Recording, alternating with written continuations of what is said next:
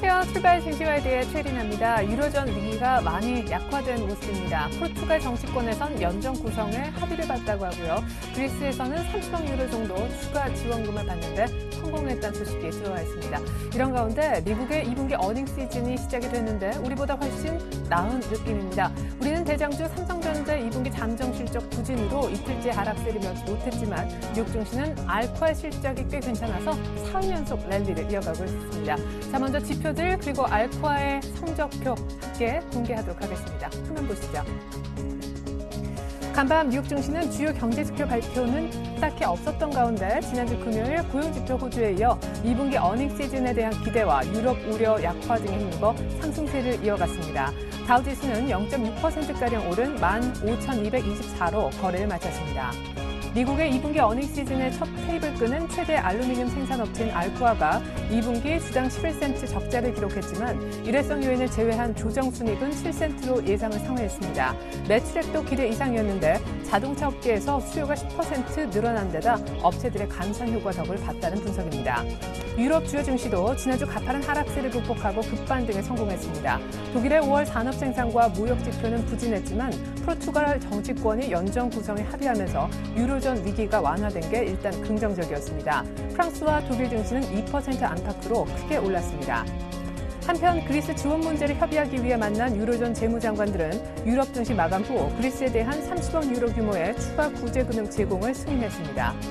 한편 골드만삭스는 최근 고용지표 호조로 양쪽 간의 축소 우려가 부각되며 2.7%까지 돌파한 미국의 10년물 국채금리가 내년에 2.75에서 3% 사이 박스권에 진입한 뒤 2016년에는 4%까지 올라갈 것이라고 내다봤습니다.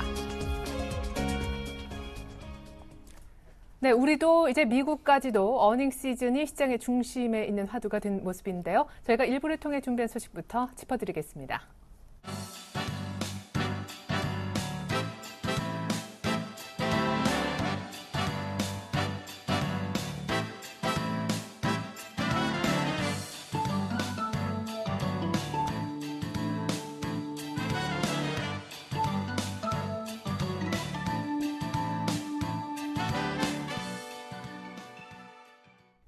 네, 개장 5분 정도 남아 있습니다. 시초가 공략주 알아보겠습니다. 메리츠 정금증권에 계시는 강정원 부장님, 안녕하세요. 네, 안녕하세요. 네, 어제 시초가 공략 종목이 오로라였는데 축하드리겠습니다. 시초가 대비 5% 가까이 오르면서 목표가와 100원 차이로 근접하는 모습도 나왔죠? 제가 시장을 말씀드릴 때 목표가를 짧게 잡는 게 좀 맞지 않나라는 말씀드렸는데 방송에서 제시한 목표가가 또 있고 또 시나리오가 있기 때문에 원칙적으로는 목표가 도전 못했기 때문에 융통성 있게 발휘하는 게 좋을 것 같고요. 다시 한번 투자 포인트 말씀드리면 올해 사상수의 시세 전망을 하고 있습니다. 밸류에이션 측면상 올 시적 대비해서 전 고점까지는 다시 한번 매수가 상승할 수 있는 그런 좀 여지가 있다라고 말씀을 드리겠고요. 일단 원칙적으로 손절가 이탈 안 됐고 그렇기 때문에 보유 전략으로 주시도록 하겠습니다. 그리고 오늘 시초에 들어가 볼 만한 오늘의 공략주가 골프존이라면서 얼마 전에 무중 때문에 큰 화제를 뿌렸던 골프존 맞나요? 네, 맞습니다. 투자 포인트에도 그 내용이 들어가 있고요. 골프존은 골프 시뮬레이터를 주력으로 하는 업체입니다. 국내 시장 약 20여 개의 업체가 완전 경쟁하고 있습니다만 이 브랜드 인지도 상승과 함께 이 네트워크 형성을 통한 시장 지배력이 강화되면서 80% 이상의 시장 점유율을 보이고 있는 독점적인 지위를 차지하고 있다고 보시면 되겠습니다. 이 골프 시뮬레이터의 지속적인 이런 개발을 통해서 167건의 특허를 출원을 했고요. 그 중에서 92건의 특허권을 보유하고 있는 아주 독점적인 골프 시뮬레이터 회사라고 보시면 되겠고요. 투자 포인트는 세 가지를 줄 수 있는데요. 첫 번째는 골프 시장 내 신규 영역 확장입니다. 골프존이 그 신규 사업 확대를 좀 하고 있는데 최근 골프존과 이 케이스톤 파트너스로 이루어진 컨소시엄이 안성 CC를 보유한 태양시티건설 매각 우선 협상 대상자로 선정됐습니다. 그래서 이 골프장 운영 사업 확대를 위한 노력을 좀 하고 있는 상황이고요. 지난해 인수한 선원산 CC가 12년 지난해 매출액 78억, 영업이익 31억을 기록했던 점을 감안했을 때 이 수도권에 위치한 그 안성 CC의 경우에도 이 인수가 성사될 경우에 수익 창출로 이어질 것으로 전망을 하고 있습니다. 이에 따라서 연내에 유통사업도 1분기 2개의 골프존 마켓을 추가한 데 이어서 연내 9개점을 추가하면서 기존 24개 매장을 운영할 계획으로 했습니다. 그래서 골프 연습장 렌탈 사업도 하반기 내지 내년도 초에 가셔될 것으로 전망되고 있고요. 이런 신규 영역 사업이 확정되면서 전체적으로 장기적인 성장성 확보를 좀 할 수 있는 그런 여지를 좀 만들어놨다라고 보시면 되겠고요. 이 두 번째는 대규모 무성증자 효과입니다.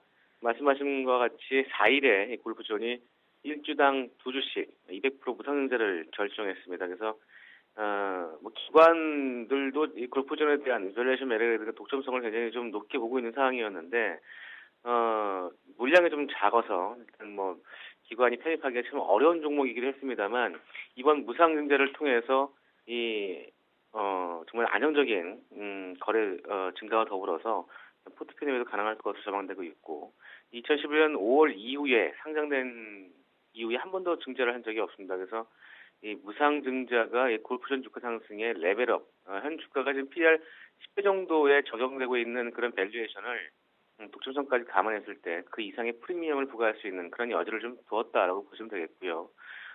신규 배정 기준일은 오늘 22월입니다. 그래서 상장 예정일은 다음 달 12일인데 이전에 주가 상승을 좀 견인할 수 있는 그런 모습이 좀 있겠다라고 보시면 되겠고요. 무상자 이후에 주수는 당초에 2,456만 주가 좀 늘어날 것으로 전망되고 있습니다. 그래서 3,684만 주가 되는 그런 상황이기 때문에 이런 유동성 측면에서 상당히 좀 좋은 효과를 보일 수 있다고 보시면 되겠고요. 밸류에이션은 올해 영업이익은 지난해에 대비해서 10% 이상 증가할 것으로 전망되고 있습니다. 올해 예상 EPS가 2,111원이고 현 주가가 PER 10배가 좀 넘는 수준인데 13배, 15배 이상의 밸류에이션 매력까지 좀 볼 수 있다라고 보시면 되겠고 이런 부분들을 투자 포인트로 제시하도록 하겠습니다. 네, 자 무중으로 일단 급등을 한번 했었다가 매물이 약간 나와 있는 상황인데 목표가와 손절가 잡아주시죠. 네, 목표가는 69,500원과 7만 원 사이를 설정해드리겠고요. 손절가는 6만 3천 원 하는 시에 손절을 사용하시기 바라겠습니다. 네, 오늘 부장님의 추천과 공략주 골프존 설명 들어봤습니다. 부장님 감사합니다. 네, 고맙습니다.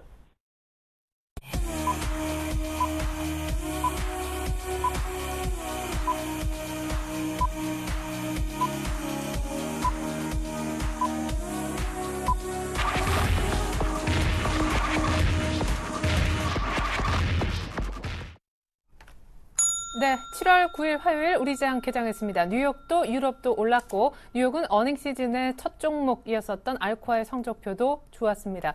일단 유로존 우려도 많이 경감되는 상황에서 유럽에서는 오히려 급반등하는 모습까지 포착이 됐는데요. 우리 시장도 출발 상황 괜찮은 것 같습니다. 삼성전자도 플러스 떠 있네요. 자, 자세한 출발 상황 들어보도록 하겠습니다. 유스탁의 유창희 대표님과 골든이글 투자자문 정태근 팀장님 나와주셨습니다. 안녕하세요. 반갑습니다. 네, 자 삼성전자가 이틀 연속 3%대 급락한 것이 IT주 전체적으로 코스닥 포함해서 끌어내린 전일이었었는데 오늘은 또 좀 괜찮아 보이네요. 네, 오늘 한 0.5% 정도 상승을 보여주고 있는데 이 정도 가지고 상승을 좀 논하기는 아직은 조금 확인을 해야 된다는 거 언급해드리고 싶고요.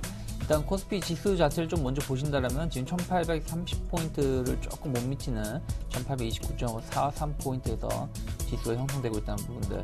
일단 5일선이 지금 저항으로 작용을 하고 있는데 오늘 일단 5일선을 돌파시킬 수 있는지 그리고 나서 어저께 못 올랐고 금요일에 못 올랐었기 때문에 제가 보기엔 충분히 1850선까지도 만약에 오늘 좀 강세가 시연이 된다라면은 올라갈 수 있다라는 거 충분히 열어놓고 대응할 필요가 있지 않을까 생각 좀 하고 있습니다. 그렇다면 약 한 1.5% 추가적으로 한 1% 정도 더 오르는 것이기 때문에 거의 1.7에서 2% 가까운 상승세를 연출시킨다는 것인데 충분히 불가능한 건 아니라고 생각하고 있기 때문에 일단 아주 부정적인 시각보다는 긍정적으로 좀 접근하시는 게 좋지 않을까 생각 좀 하고 있고요. 다만 이제 그 자리가 21선 자리이기 때문에 그 이상 올라가기에는 오늘 좀 한계가 있다는 부분들 좀 체크하시되 삼성전자가 그 키를 쥐고 있겠죠. 지금 아까도 좀 말씀드렸지만 아직은 상승을 논하기엔 좀 그렇다. 왜냐면은 123만 5천 원, 0.6% 정도 상승세를 보여주고 있는데 삼성전자가 어저께 뺀 것만큼은 회복시키려도 시장에서는 상당히 긍정적으로 반응할 수 있겠지만 어저께 뺀 것만큼 회복시키기 좀 힘들 것 같고 최소한 한 125만 원대까지만 올라가 준다고 하더라도 혹은 126만 원 정도까지만 올라가 준다고 하더라도 충분히 의미 있는 반등이 나올 수 있다는 것이고 그런 것이 종합주가 지수에 전반적으로 영향을 미칠 수 있다는 거 체크하셨으면 좋겠고 기타 다른 경기 민감주들, 뭐 현대차, 포스코, 현대모비스, 뭐 기아차, LG화학 등 보신다면 전체적으로 강세를 띠고 있다는 부분들. 최근에 이들 종목군들이 좀 시장에서 좀 소외를 계속 많이 받았었죠. 그래서 이제 일단 가격적인 메리트가 작용하면서 반발 매수가 들어오고 있다는 거 체크해 보셨으면 좋겠고요.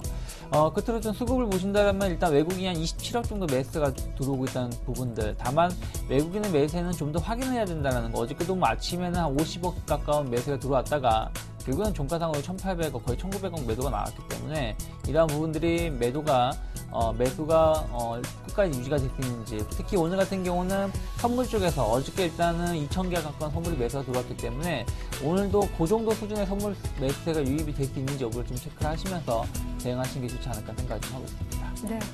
자, 이렇게 해서 코스피 출발 상황 전해드렸습니다. 잠시 후에 오늘 조금 강세를 띠는 섹터, 운수장비, 자동차와 중선이 포함되어 있는데 자세하게 살펴드리겠습니다. 일본 니케이의 계좌 상황 잠깐 보니까요. 1.3% 정도 플러스 출발인 것 같습니다. 전일에 여러 가지 상황으로 출발은 역시 좋았었는데 마지막에는 결국 매물이 나오면서 일본도 밀렸었죠. 하지만 오늘 다시 1% 이상 뛰면서 14,295라인에서 개장하고 있습니다.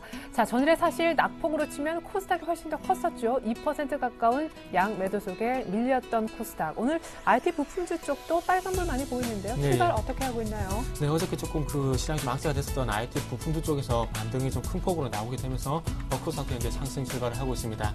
자, 코스피와 마찬가지로 0.6% 전후에서 현재 상승 출발을 하고 난 이후에 0.8%가량까지 이제 상승폭을 현재 확대를 시켜 나가고 있습니다.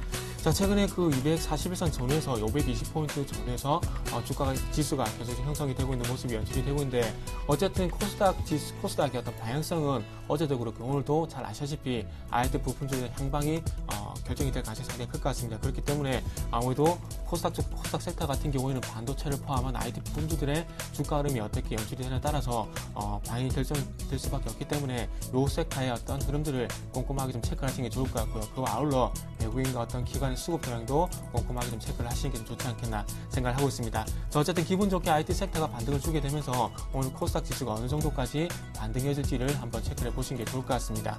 자, 수급 한번 좀 살펴보도록 할게요.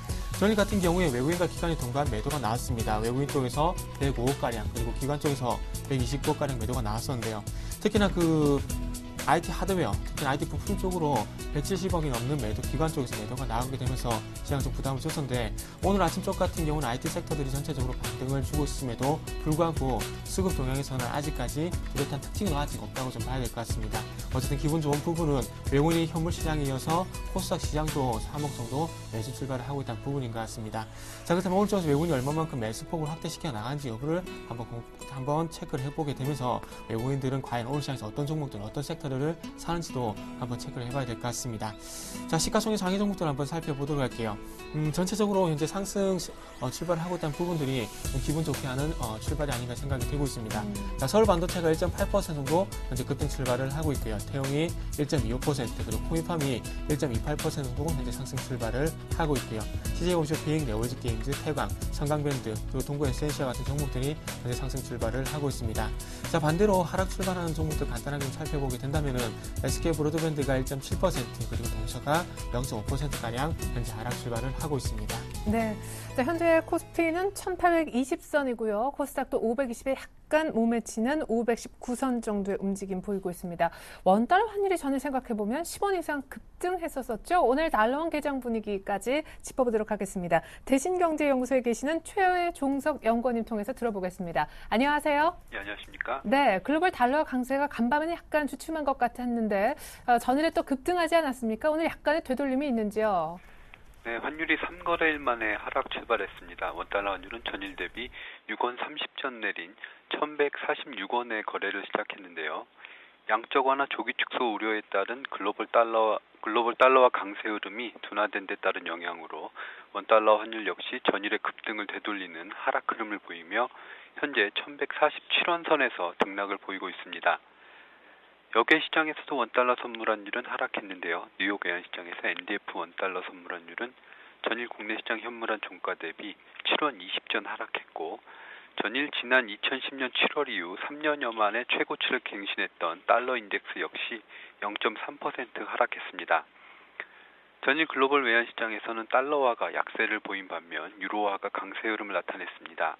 달러화는 그간의 단기 급등에 따른 차익 매물이 출회돼 약세를 보인 반면 유로화는 유로존이 그리스에 대한 차기 구제금융 지원을 합의한 점이 긍정적인 재료로 작용했습니다. 이에 따라서 유로달러 환율은 1.28달러대 후반으로 레벨을 높였습니다. 한편 달러인 환율은 100엔대 후반으로 소폭 하락해 달러화는 엔화에 대해서도 약세를 나타냈습니다. 금일 서울 외환시장에서 원달러 환율은 전일의 급등에 따른 레벨 부담을 보이며 1140원대에 복귀할 것으로 예상됩니다. 미국의 양적 완화 조기 축소 가능성에 따른 달러화 상승세가 다소 과했다는 인식이 시장에 확산됨에 따라 원달러 환율 역시 달러화 모멘텀이 축소돼 일부 시장 참가자들이 달러화 롱 포지션 청산에 나설 것으로 보이고 국내 경상수지 흑자 지속에 따라 수출업체 중심의 내고 물량 유입이 활발한 점 역시 수급상 원달러 환율의 하락 요인이 될 전망입니다. 다만 최근 부진한 흐름을 보이고 있는 중국 경제 및 중국 증시 그리고 아시아 통화들의 동반 약세 진행 등은 원달러 환율에 다소 부담이 되며 환율 하단에 지지력을 제공할 것으로 보입니다. 따라서 원달러 환율은 1140원대로 레벨을 낮춘 이후 추가 하락이 제한되는 흐름을 보일 것으로 예상되는 가운데 금일 환율의 예상거래 범위는 1142원에서 1152원 사이가 될 것으로 전망됩니다. 이상입니다. 네, 최근 계속 오르다가 이제 약간 주춤하는 국면이지만 역시 중국 쪽에서 조금 안 좋은 얘기가 들리면 추가 하락은 어려울 수 있겠다라는 레인지까지 주셨습니다. 대신경제연구소 최종석 연구원의 환시장 동향 얘기 들어봤습니다. 잘 들었습니다. 네, 감사합니다.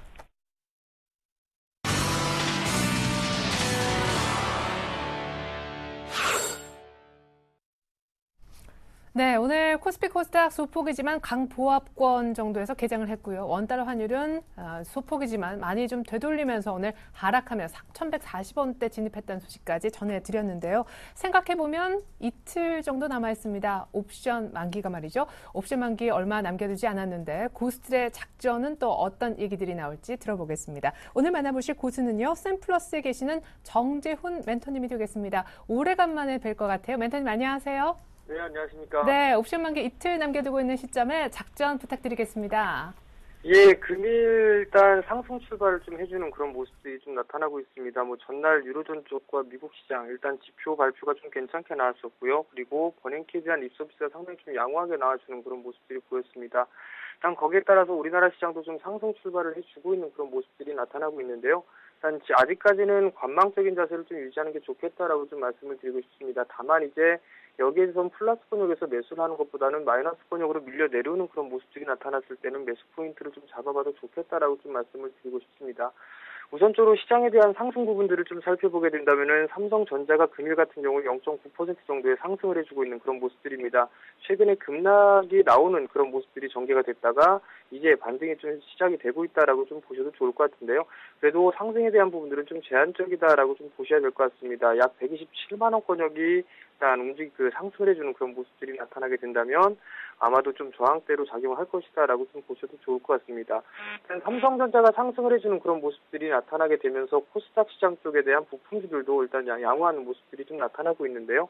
일단 탄력적인 부분들은 상당히 좀 약화돼 있다라고 좀 보셔도 좋을 것 같습니다. 일단 이 부분들을 원인들을 좀 살펴보게 된다면은 우선적으로 이 시장에서 거래 대금이 상당 부분 좀 약하다라고 좀 보셔야 될 것 같습니다. 그 거래 대금이 좀 약한 부분들 때문에 상당히 좀 매수세가 유입이 되지 않고 있다라고 좀 보셔도 좋을 것 같고요. 두 번째 부분들은 지금 현재 실적에 대한 우려감들이 지속적으로 좀 작용을 하고 있다라고 좀 보셔야 될 것 같습니다. 2분기뿐만이 아니라 3분기와 4분기, 즉 하반기 때에 대한 실적에 대한 기대감 혹은 우려감이 좀 작용을 하고 있는 그런 모습들이기 때문에요. 여전히 시장에서는 좀 답답한 시장들이 지속적으로 좀 진행이 될 확률이 좀 높다라고 좀 보셔도 좋을 것 같습니다. 시기적인 부분들을 좀 보게 된다면은 9월 달부터 이제 주기 종료 부분들에 대한 완료되는 부분들이 9월 달이기 때문에요. 그냥 9월 늦게 된다면은 9월 달 정도 때까지는 이러한 흐름들이 좀 지속될 것이다라고 좀 보셔도 좋을 것 같습니다. 그렇다면 결국에는 종목별 장세가 진행이 될 것이다라고 좀 보셔야 될 것 같고요. 그뿐만이 아니라 사더라도 상당히 좀 심하게 나타날 수 있다라고 좀 보셔도 좋을 것 같습니다. 단기적인 트레이딩 관점으로 전략을 접근해 보면 상당히 좀 유효한 그런 모습들이 나타날 수 있다라고 좀 보셔도 좋을 것 같고요. 금일 같은 경우는 삼성전자의 흐름들을 좀 보면서 종목별로 좀 대응을 해나가는 게 좋겠다라고 좀 말씀을 드리도록 하겠고요. 일단 삼성전자가 상승을 해주는 그런 모습들이 나타나게 된다면 부품주 섹터들에서 어느 정도 반등이 좀 나타날 수 있다라고 좀 보셔도 좋을 것 같습니다. 그렇다면 단기적인 트레이딩 관점으로 볼 것이냐 아니면 스윙 관점으로 볼 것이냐 이 두 가지 부분들을 좀 살펴볼 수가 있을 것 같은데요. 일단 최근에 올라왔던 종목군들 같은 경우라면 눌림목 조정을 이용해서 일단 매수 포지션을 잡아보는 전략이 유효하고요. 그다음에 금일 같은 경우는 삼성전자가 좀 상승을 해주고 있는 그런 모습들이기 때문에 부품 섹터들 단기 트레이딩 관점으로 유효하다라고 좀 말씀을 드리도록 하겠습니다.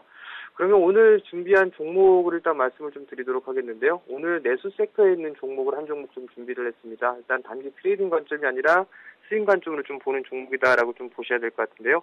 준비한 종목은 GS 리테일이라는 기업입니다. 우선적으로 좀 내수 섹터에 대한 포진되어 있는 그런 기업이다라고 좀 보셔도 좋을 것 같고요. 최근에 코스피 200의 지수가 편입이 되면서 어느 정도 양호한 모멘텀을 좀 지니고 있다라고 좀 보셔도 좋을 것 같습니다.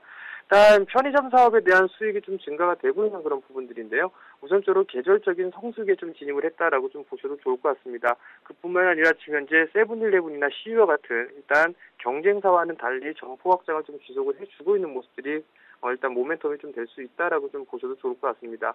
지금 현재 경쟁사 같은 경우는 점포 확장을 해주지 않고 있는 그런 부분들, 거기에서 GS 리테일만 지금 현재 점포 확장을 좀 지속을 해주고 있다라는 얘기는 신규 출점에 대한 완화 부분들 때문에 비용이 좀 절감이 될 수 있다라는 부분들, 즉 긍정적인 코멘트를 달 수 있다라고 좀 보셔도 좋을 것 같습니다.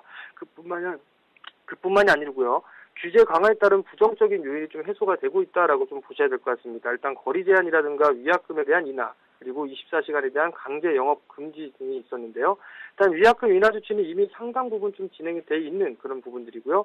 영업 금지 또한 마찬가지로 부진한 점포에 대해서는 이미 정리를 하고 있는 그런 사항들이기 때문에 실적적인 측면에서는 큰 영향은 받지 않는다라고 좀 보셔도 좋을 것 같습니다. 뿐만 아니라 내수 섹터에 있기 때문에 어느 정도 지수 방어 역할, 지수가 밀려 내려오는 흐름들이 나타났을 때는 어느 정도 영향을 좀 받을 수 있다라고 좀 보셔도 좋을 것 같습니다. 수급 또한 양호한 모습들이 좀 나타나고 있는데요. 외국인 쪽에서의 꾸준한 매수세가 유입이 되고 있는 그런 모습들이 나타나고 있고요. 전일 좀 매도가 나와주는 그런 모습들이 전개가 됐지만 이거는 눌림목이다라고 좀 보셔도 좋을 것 같습니다. 가격적인 전략을 좀 말씀드리도록 하겠습니다. 지금 현재 보합권역 37,000원권역이 좀 거래가 되고 있는데요. 일단 수익 관점으로 보되 눌림목을 좀 기다리자라는 전략입니다. 일단 3만원권역에서는 충분히 매수 포인트를 좀 잡아볼 수 있다라고 좀 말씀을 드리도록 하겠고요. 목표가는 짧게 정고점 부분인 32,000원을 좀 제시를 해드리고요. 손절가 또한 마찬가지로 짧게 29,000원을 제시를 해드리도록 하겠습니다. 네, 전체적으로 오늘 작전은 삼성전자를 좀 관찰하면서 IT 부품 섹터 트레이딩할 수 있겠다라고 하셨지만은 단기 트레이딩 이상 중기로도 괜찮은 만한 종목으로 오늘 GS 리테일 설명 들어봤습니다. 정재훈 멘토님의 작전 들으셨고요. 계속해서 출발 키포인트 브리핑이 이어집니다.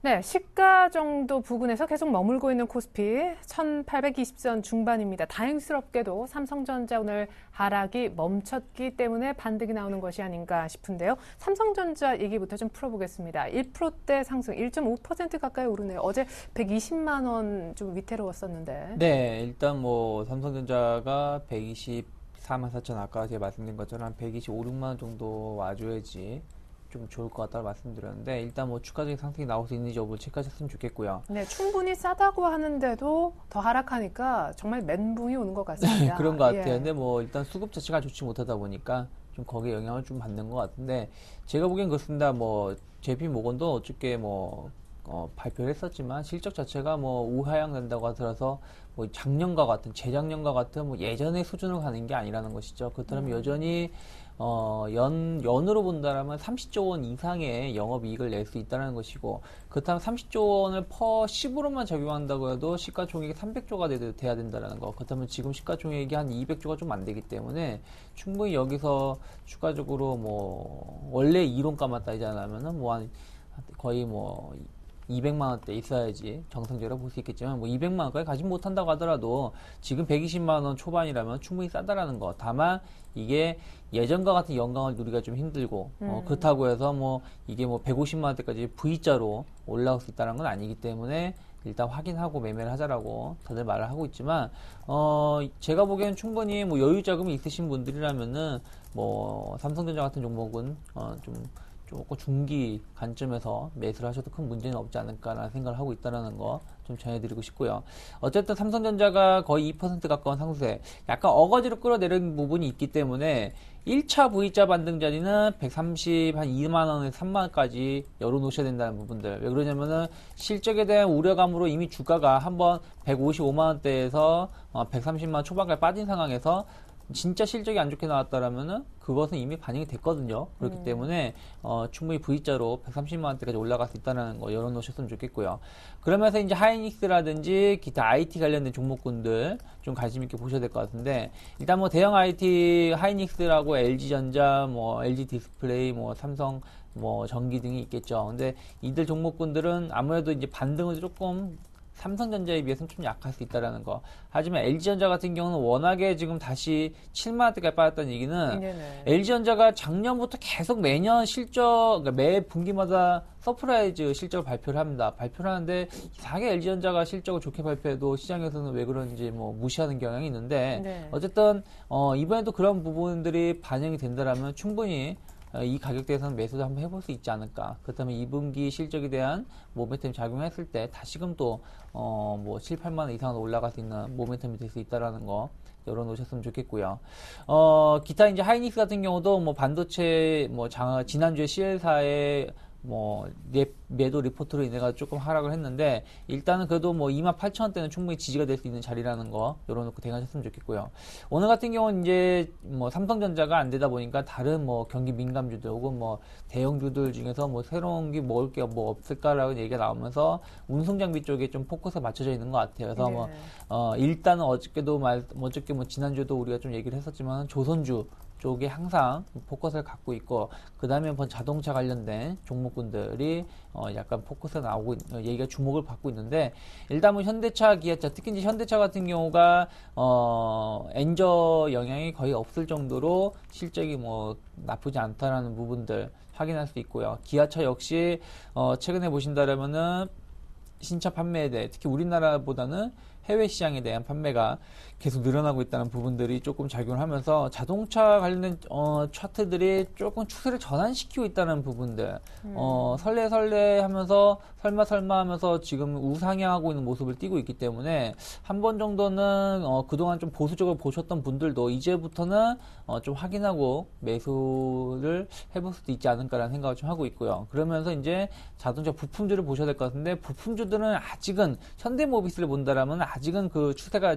지금 계속 살아있지 못하고 있기 때문에 현대모비스의 움직임을 보면서 뭐 기타 현대위아라든지 뭐 만도 같은 종목군들이 치고 나갈 수 있는지 여부를 좀 체크를 하면서 대응하셨으면 좋겠고요.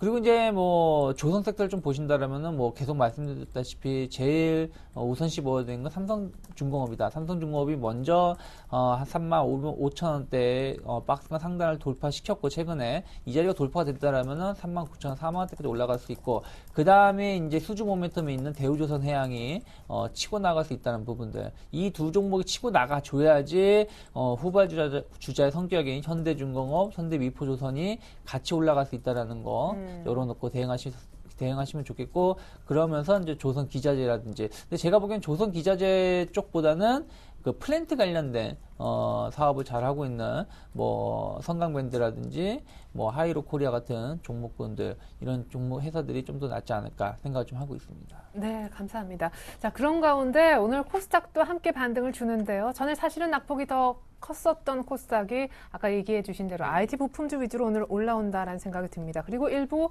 게임주, 그리고 포스코 ICT도 선전하고 있네요. 네, 예. 일단은 뭐 그 IT 섹터 상당히 좀 강하게 올라다 보니까 디지털 콘텐츠 sek터, 뭐 게임 섹터를 봐야 되겠죠. 이쪽도 올라오는 부분이 조금은 가리는 것 같습니다.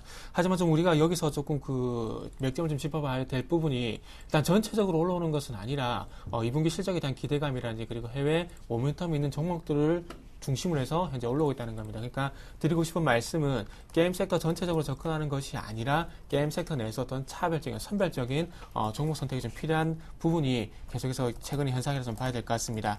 자, 일단은 뭐 게임 섹터 한번 좀 보게 된다면은 일단은 최근에 뭐 NC소프트 얘기를 빼놓을 수는 없을 것 같은데, NC소프트 같은 경우에 최근에 길드워2라든지 어떤 블레이드 앤 소울 같은 신작이 아니라 기존의 게임의 리니지가 중국에서 선풍적인 인기를 얻게 되면서 엉뚱한 곳에서 실적 모멘텀이 발생이 되면서 최근에 바닥에서 현재 오르고 오르고 있는 부분이 확인이 되고 있고요. 그리고 헥토소프트 오늘은 0.5% 정도 현재 약보합권을 보이고 있지만 최근에 상승세를 볼 때 상당히 이 종목도 중국 모멘텀이 현재 반영이 되고 있습니다. 근데 방금 NC소프트, 헥토소프트 보여드렸음에 반해 뭐 네오이즈 게임즈라든지 그리고 조이시티 같은 종목들은 지금 현재 바닥에서 현재 올라오지 못하고 있습니다. 그래서 이런 부분들 때문에 제가 서두에 종목들 중에서도 선별적인 작업이 필요하다는 얘기에 대한 부분 좀 이해를 하시는 게 좀 좋을 것 같습니다. 옴니텔도 마찬가지로 최근에 중국 자회사를 통해서 중국 모바일 시장이라든지 그리고 벨소리 시장에 진출했다는 얘기가 있기 때문에 그런 부분들이 어떤 반응이라 좀 봐야 될 것 같고요.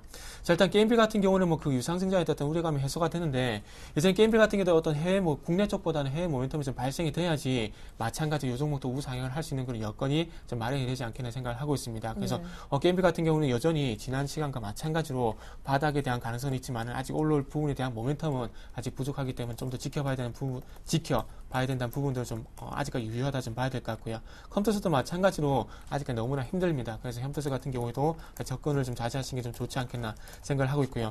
조이맥스 같은 경우 최근에 2분기 실적 회복에 대한 기대감이 이제 얘기가 나오고 있는데 이 종목은 제가 보기에는 아무래도 4만 원 구간에서 다시 한번 바닥을 확인할 가능성이 좀 크지 않겠나 생각을 하고 있습니다. 그래서 어쨌든 다시 한번 저점 매수계를 삼아볼 수 있는 종목을 한번 삼아보시는 게 좋을 것 같습니다. 그래서 지금 방금 말씀드린 종목들 엔테스크, 조이맥스라든지 그리고 또 하나 위메드도 있을 수 있겠네요. 위메드라든지 그리고 좀 전에 살펴봤던 NC소프트 그리고 헥토소프트 같은 종목들 그러니까 선별 작업이 꼭 필요하기 때문에 게임 섹터 내에서도 흐름이 괜찮은 종목들, 수급이 호전되는 종목들, 그리고 좀 더 나아가 본다면은 어떤 모멘텀이나 뉴스가 있는 종목들 쪽으로 좀 압축을 해보자 이렇게 정리를 해보도록 하겠습니다.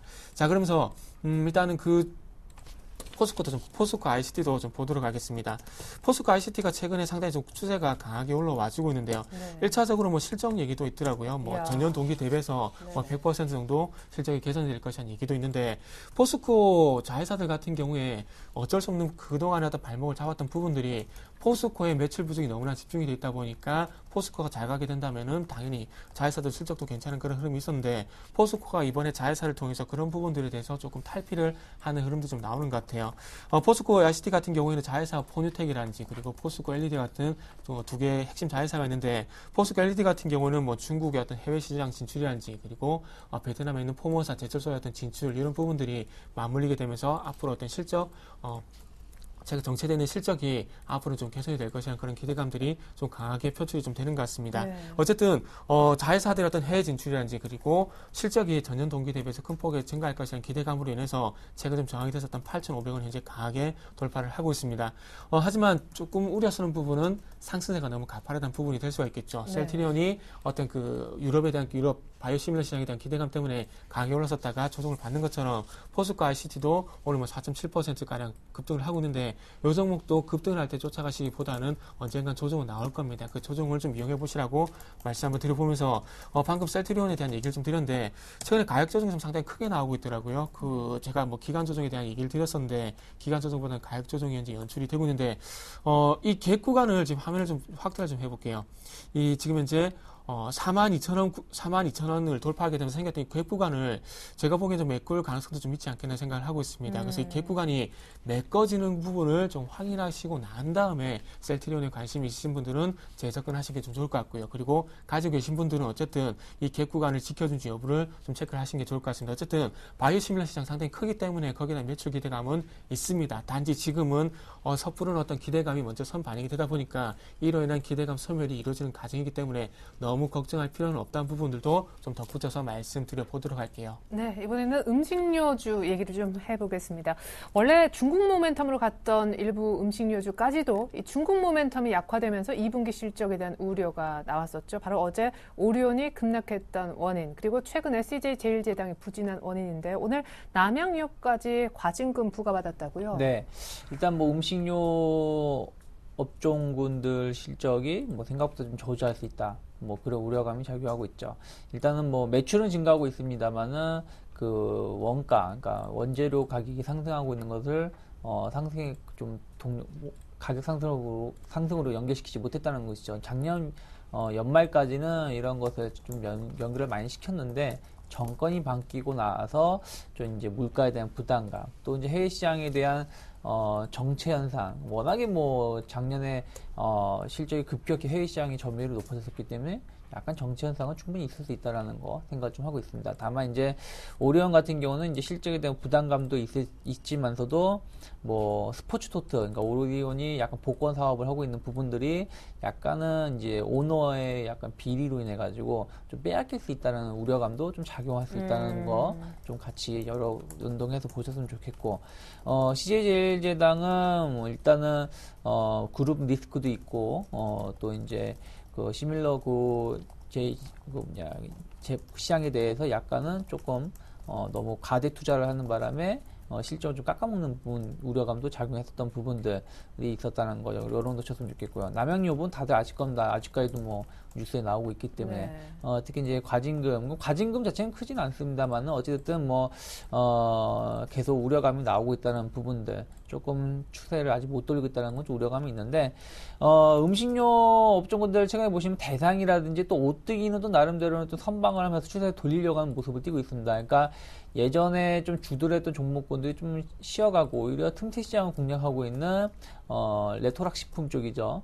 즉석 식품 쪽에 강세를 띠고 있는 오뜨기라든지 또 소스 쪽에 좀 강세를 띠고 있는 대상, 약간 특화된 사업의 음식료를 좀 가지고 있는 회사들이 조금 더 강세를 띠고 있기 때문에 만약에 음식료를 접근하신다면 이들 종목군들 중심으로 약간 집중하시는 게 좋지 않을까 생각하고 있고, 농심은 약간 제외시켜야 된다는 거, 집중화가 돼 있다고 하더라도 라면 산업 같은 경우 약간 이제 여름보다는 또 겨울이 좀 더 많이 판매가 된다는 부분들 열어놓고 대응하시는 게 좋지 않을까 생각하고 있습니다. 네, 감사합니다. 이렇게 해서요, 지금 현재 상황, 특징 종목들, 특징 종목군들 짚어드렸습니다. 이제 전일 수급 특징주 보여드리고 오늘장 조언까지 들려드리겠습니다. 전일 외국인들이 2천억 가까이 다시 한번 팔았던 날이죠. 나흘 연속 팔았었는데 역시 2천억 순매도 가운데 1,500억 매도가 삼성전자에 집중돼서 나왔습니다. 그 밖에 아까 조금 안 좋은 진행이다 부품주로 짚어주셨던 현대모비스가 세 번째 판 종목이었고요. 그 다음에 전일 7만 원 아래에서도 좀 헤맸던 LG전자가 네 번째 외국인들의 매도를 받았습니다. 하나금융지주는 팔았었는데 또 매수 오른편에 두 번째 보면 KB금융은 샀군요. 기아차를 사면서도 모비스는 파는 다소 좀 섹터 안에서도 이렇게 하이닉스는 사고 삼성전자 팔고 다른 모습이 나오고요. 삼성중공업 어제 조선주 좋았는데 외국인들이 다섯 번째로 산 모습이 나왔습니다.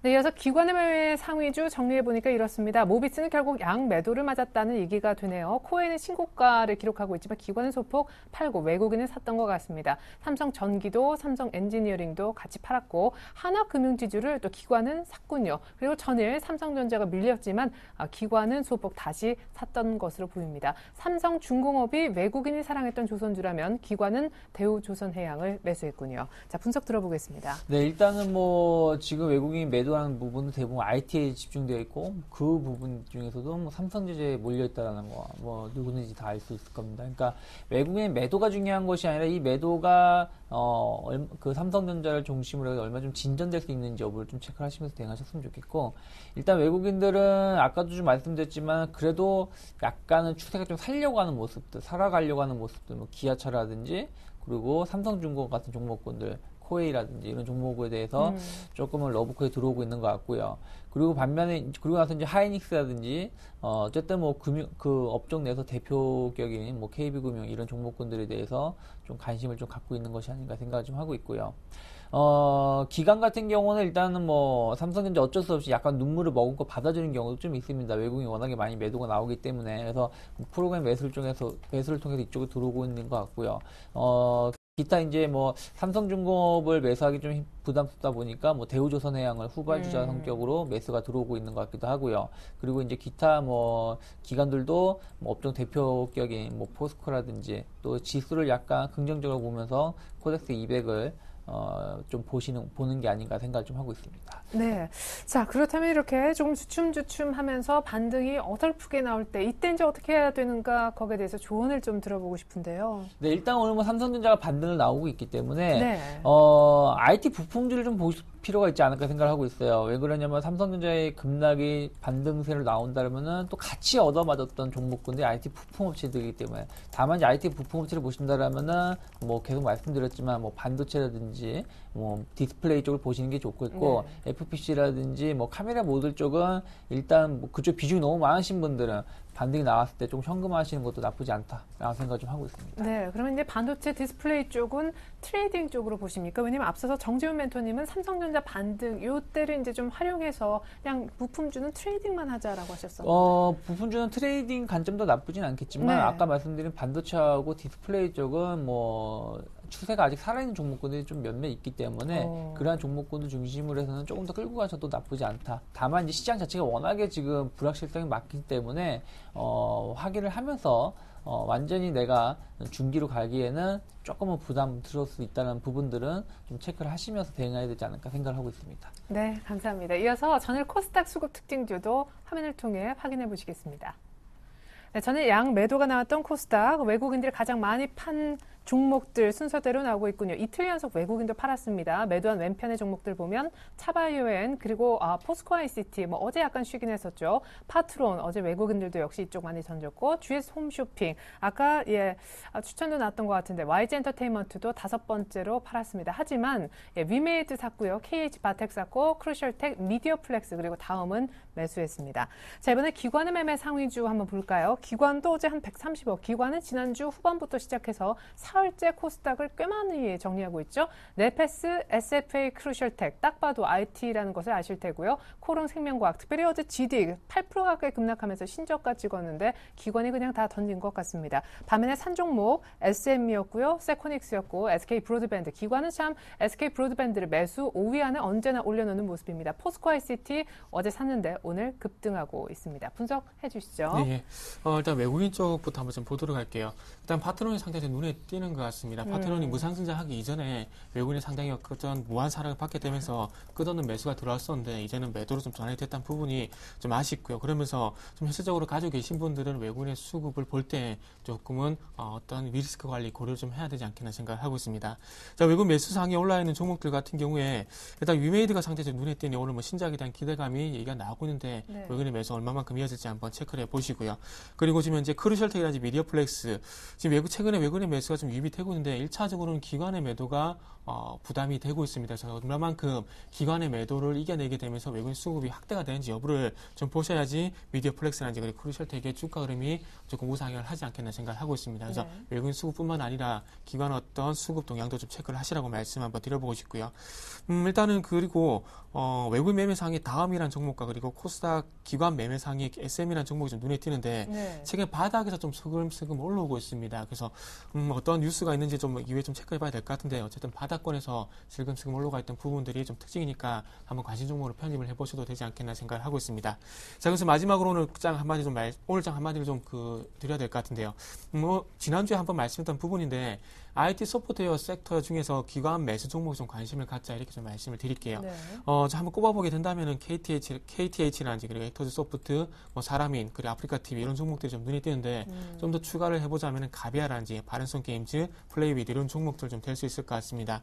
방금 말씀드린 종목들이 추세적으로 강하게 간다기보다는 시장 대비 상당히 견조하게 되면서 종목 나름의 우상향 흐름을 좀 지켜가고 있습니다. 그렇기 때문에 시장의 변동성이 상당히 큽니다. 그렇기 때문에 좀 안정적인 어떤 포트폴리오 관리를 좀 추가하신다면은 방금 말씀드린 종목들을 한번 관심을 가져본다면 좀 도움이 되지 않겠나 생각을 하고 있습니다. 네, 최근에 말씀하셨던 아프리카 TV는 정말 연기금이 쑥쑥쑥 쓸어담는 그런 종목으로 저도 참 이 종목 신기하다 했었었는데 언급을 하시네요. IT 소프트웨어 특별히 기관 매수주 관심 갖자는 의견과 IT 특별히 반도체나 디스플레이 쪽 매매하자 중기로도 괜찮을 수 있다 유창희 대표님의 조언 들어봤습니다. 두 분과는 이제 인사 나누겠습니다. 감사합니다. 네, 수고하셨습니다.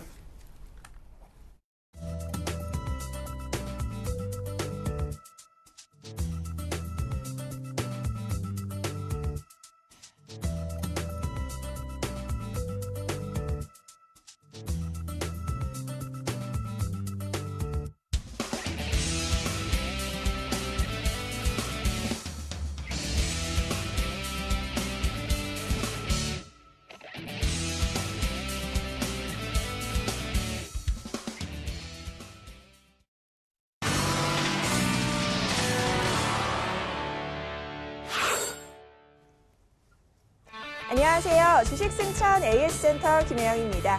자, 저희 주식승천 AS센터에서는요. 매일 밤 10시에 방송되는 주식승천 멘토들의 포트폴리오 확인하고요. 전일 관심주와 공약주 AS하는 시간도 함께 가져봅니다.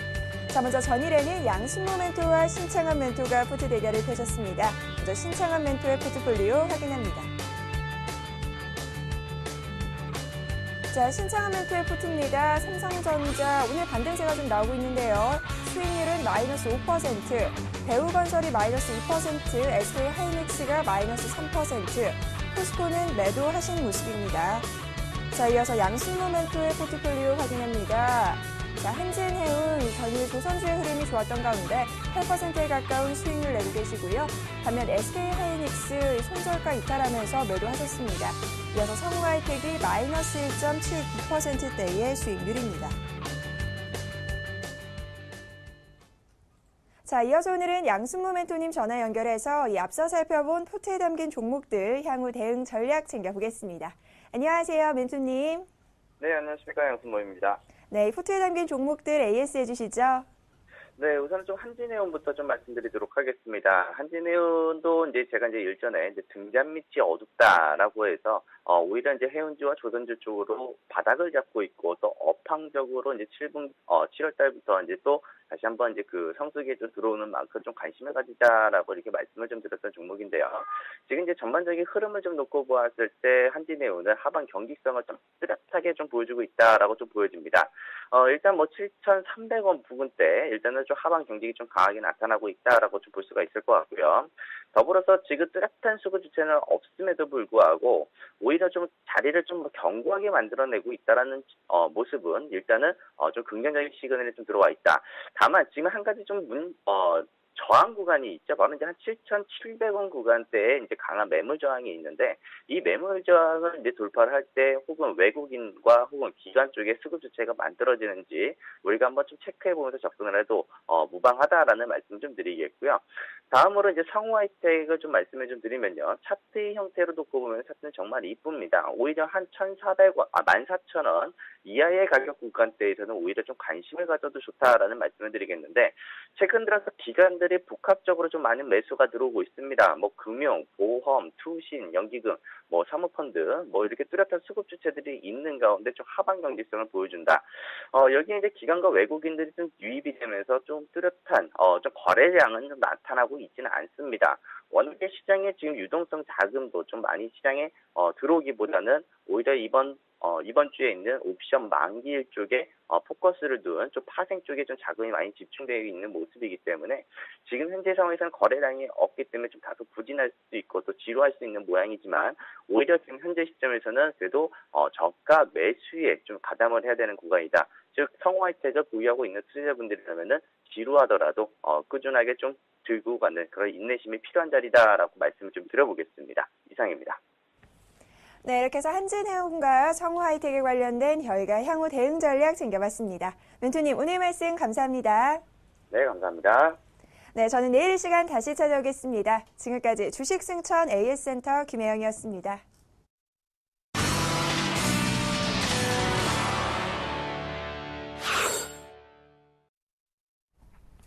네, 불안합니다. 상승폭이요. 1810선 후반대. 어제 종가 대비 코스피는 0.5포인트 위쪽이고 코스닥은 0.27포인트 위쪽입니다. 1포인트도 채 반등하지 못하는 양시장. 조금 있으면 하락 전환도 염두에 두셔야겠습니다. 계속해서 글로벌 이슈 속 숨겨진 의미 알아보겠습니다. IM투자증권 김동섭 이사님 만나보겠습니다. 안녕하세요. 네, 안녕하세요. 네, 연준의 QE 축소 시기에 대해서 의견이 분분한 가운데 고용지표가 나온 시점, 지금 아니 9월 정도면 출구 전략, 자산매 축소 가능하다라는 의견과 아니다, 너무 이르다, 시기상조론이 여전히 팽팽하게 맞서고 있네요. 이 출구 전략에 대해서 참 말이 많은데요. 연준에서는 계속해서 얘기 나올 것은 다른 거 없습니다. 지표가 개선되면 아마 그 얘기 할 확률이 굉장히 높은데요. 지금 제레미 스타인 같은 사람은 이제 작년 10월부터 고용이 꾸준히 개선됐다는 거죠. 무제한 양적 완화 시점이 실업률이 8.1%였는데 지금 7.6%로 낮았으니까 개선되고 있는 거다. 그러니까 양적으로 종류를 시작해야 한다라는 어떤 주장을 하고 있고요. 그다음 윌리엄 더들리라든가 제롬 파웰 연준 이사 같은 경우에는 아직까지 약 3개월치의 누적을 보면 고용이 정말 개선된 것이 아니다라는 부분을 얘기하면서 양적 완화 지속 가능성을 얘기하고 있습니다. 이걸 시장에서 어떻게 받아들이냐에 대한 부분을 생각해봐야 되겠는데요. 지금 시장의 모습을 보면 양적 완화 축소를 하든 양적 완화 연장을 하든 신경을 안 쓰는 분위기입니다. 뭐냐면 양적 완화 축소를 하면 경제가 잘 살아나는 거고요. 양적 완화 지속하면 돈이 많이 풀리겠구나라는 생각을 많이 하고 있는데요. 제가 볼 때는 지금 실업률이 문제가 아니라 국채 수익률이 문제다라고 판단하고 있습니다. 국채가 지금 2.7 정도까지 와 있기 때문에 이것은 아마 그 FOMC 의사록이 나오면 알겠지만 연준의 벤버네키 의장도 이 부분에 대해서 아마 언급할 확률이 굉장히 크다고 판단을 쓰고 있고요. 만약 국채 수익률이 내려오지 못한다 그러면 양적 완화 지속 가능성도 있다라는 생각을 한번 해봐야 될 것 같습니다. 네. 정말 그 FOMC 지금 의사록 공개를 그러고 보니까 앞두고 있고요. 또 버네키 의장의 연설 또한 같은 날이라고 들었는데 사실 이쪽에서 어떤 얘기를 하느냐에 따라서 유럽 쪽도 상당히 신경을 쓰고 있을 것 같습니다. 드라기 총재는 또 간밤에 보니까 어디서인가 저금리 기조를 충분히 유지하겠다라고 다시 한번 부양의 의지를 보였던데요. 지금 그 유럽과 미국은 정반대 현상이 나타나고 있는데요. 미국은 출구 전략을 하려는 모습이고 유로존은 경기 부양을 더 강하게 진행하려는 그런 상황이 되기 때문에 지금 벤버네키 의장 연설을 통해서 탈동조화 현상, 결국은 그 미국과 상관없이 유로존이 경기 부양책으로 인해서 어떤 시장이 살아나고 주가가 살아나고 하는 모습을 보이고 싶은 상황이거든요. 그래서 벤버네키 의장의 연설에 포인트를 좀 맞추고 있는 것 같고요. 유로존에서는 그 채권 수익률을 치솟게 하는 내용이 나오게 돼서 유럽이 실망할까봐 그게 좀 두려운 상황인데 제가 볼 때는 아마도 벤버네키 의장이 이번에 아까 앞에서 말씀하신 국채 수익률이 너무 높아졌기 때문에 금리에 아마 영향을 받은 코멘트가 좀 있을 확률이 굉장히 크다라고 판단하고 있고요. 그것을 만약에 시장에서 본다면 결국 시장의 방향성에 있어서 일단은 양적 완화가 축소가 쉽지 않을 것을 신중한 표현을 할 확률을 좀 열어두고 보시는 게 좋을 것 같고요. 그렇지만 일각에서는 여전히 9월이나 11월 정도에 양적 완화 종료 가능성을 제기하고 있어서 이 부분은 한 번 더 봐야 되겠지만 결국 그 벤버네키 의장이 양적 완화 축소를 언급했기 때문에 벤버네키 의장이 어떻게 대응하느냐에 따라서 시장의 방향성은 나올 것이다라고 판단하고 있고요. 제가 볼 때는 벤버네키 의장은 아마도 좀 더 신중을 기해서 완화 기조를 유지할 확률을 좀 열어두고 보시는 것도 나쁘지 않을 것 같습니다. 네, 시장은 계속해서 버네키 의장의 입을 또 주목할 수밖에 없을 것 같습니다. 잠깐 분위기를 좀 바꿔보죠. IMF 라가르드 총재가요, 세계 경제 성장률 조정을 좀 하면서 이런 얘기를 했더라고요. 미국의 시퀘스터는 성장을 저해하는 부적절한 조치인 만큼 대안을 생각해봐야 된다라고 말이죠. 이 시퀘스터 때문에 얼마 전에 듣고 군무원들인가요? 미국의 그 한 65명 되는 사람들이 그 무급 휴가를 간다고 하죠. 그렇게 되면 사실 그 군사력에도 상당한 공백이 생길 수 있는 그 부분이 있죠. 그래서 어떤 특정 분야 지출을 맹목적으로 줄이는 것보다는 다른 재정 적자 감축 조치를 마련해야 한다라고 IMF에서 얘기하고 있는데 실제로 이 시퀘스터가 미국 경제 성장에 상당히 영향이 있다고 합니다. 원래 시퀘스터가 없었다면 경제 성장률이 3% 정도 진행될 수 있는데 지금 한 1.9 정도까지 가능하다고 얘기하죠. 어저께 오바마 대통령이 그 경제 성장률을 좀 2.1%로 낮춘 것으로 봤을 때는 시퀘스터 영향이 상당히 좀 크다라고 판단이 쓰고 있고요. 미국에서는 사실 이것뿐만 아니라 재정절벽 이슈가 조만간 또 있습니다. 그러니까 이런 부분들이 사실 성장하는데 상당히 발목을 잡고 있는 것은 사실이다라는 생각을 한번 해봐야 될 것 같고요.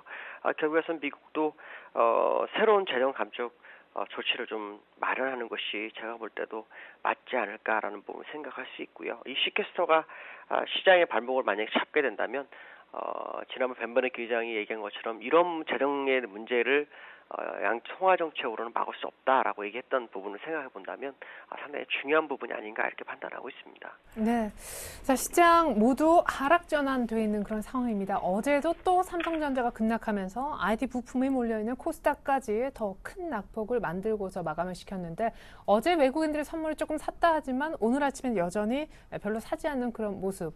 어떻게 보십니까? 오늘장 어떻게 해야 될까요? 원래 오늘 지수는 좀 뛰어야 정상이죠. 뛰지 못했습니다. 오늘 아주 중요한 자리는 1838포인트입니다. 지금 1816포인트죠. 지금부터 2포인트가 남아있는 이게 아주 중요한 수급선에 해당됩니다. 이 위까지 올라오는지를 오늘 확인하셔야 될 것 같고요. 지금 장 초반이거든요. 좀 이른 감이 있긴 하지만 아직까지는 포기하기 좀 이르지 않나. 왜냐하면 우리나라나 아시아 시장이 약간 왕따의 모습을 보이고 있죠. 일본을 제외하고는. 그렇지만 대부분의 선진국은 벌써 지수가 상당폭 위로 올라왔습니다. 우리나라 61선에 해당되는 1910까지 다 올라와 있는 상황이기 때문에 이런 모습을 본다 그러면 국내장도 어느 정도는 시장에 반영을 좀 해주지 않겠나라는 생각을 해봐야 될 것 같습니다. 예, 그래요. 만약에 오늘 말씀하신 그 라인까지 못 올라온다면 어떻게 되는 겁니까? 일단 수급적으로 그 매수보다 매도세가 더 추리할 확률을 열어두고 보셔야죠. 예, 알겠습니다. 일단은 뭐 오늘장 보고 그다음에 얘기 이어가도 늦지 않을 것 같습니다. IM투자증권 김동섭 이사님, 지금 좀 반등이 약한 것을 아쉬워하셨습니다. 분석 잘 들었습니다. 네, 감사합니다. 네, 그래요. 조금 전에 하락 전환됐습니다. 1815선, 코스닥도 515선. 어제 양시장 밀렸는데 오늘 추가적으로 더 밀리는 하락 전환을 맞고 있는 9시 48분 현재인데요. 잠시 후 2부로 다시 오겠습니다. 고맙습니다.